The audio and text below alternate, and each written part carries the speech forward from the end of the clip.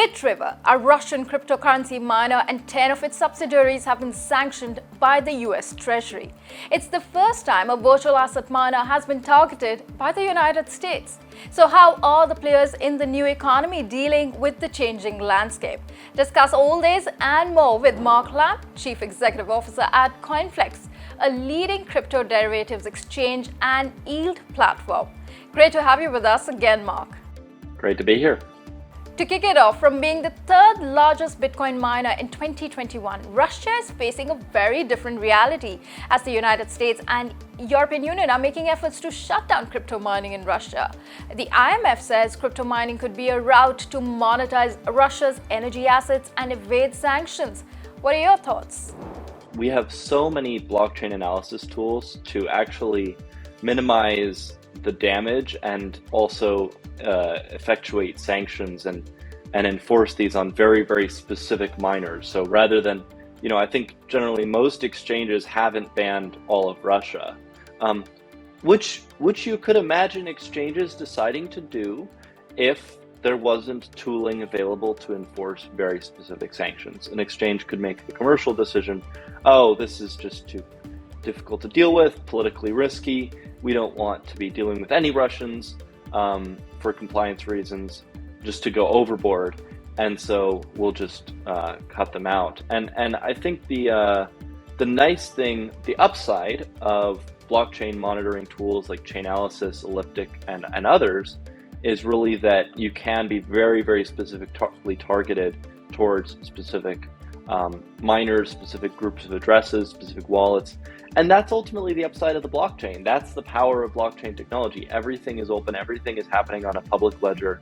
And because it's all on a public ledger, you minimize the damage to the general population. Well, everything is on a public blockchain, isn't it? And talking about specific targeting, the founder of Bitriver, Igor Renets, was quoted saying the company did not provide services to the Russian government or work with clients sanctioned by the US.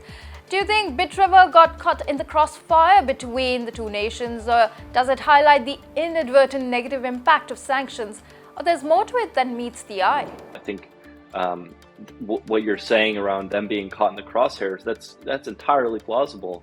And one of the huge costs of war is the rippling out effects of people that have nothing to do with it and may have nothing to do with it, just having their lives upended and overturned and all sorts of downsides to their lives. So this is a complex situation. I don't know whether they were very involved with the Russian government or not involved at all, and it's tricky to say. But ultimately, exchanges have to comply with sanctions laws, and this company is now in a worse situation because of what's going on. And talking about people or companies getting caught in the crossfire, Binance, the world's largest crypto exchange, denied a news report of sharing customer data with Russian intelligence and said that they are honoring European Union sanctions for Russian accounts. But at the same time, they don't want to block out ordinary Russians from using their accounts. How do you see these developments as someone running an exchange themselves? What are the challenges here? Well, we're in a similar position, so we don't want to be blocking out ordinary Russians from using the platform, while at the same time we always will respect sanctions by the US and other major world governments. And so it's a tricky situation, I think, for any exchange, because not only is the Russian economy a big part of the crypto ecosystem, and at one point it was a very large part of the crypto ecosystem. I remember the days of BTCE, and the first derivatives exchange, the first futures exchange, was actually Russian, ICBit. So Russia has had a very big and long history in crypto, going back to really the earliest of crypto days. But it's it is a country with political difficulties, and it's not the most friendly towards crypto, and sometimes that friendliness goes up and sometimes it goes down. And then obviously you have these factors like war, and it's something where an exchange has to be very nuanced about their statements, about how they're treading politically, about who they're appeasing and who they're, at risk of angering.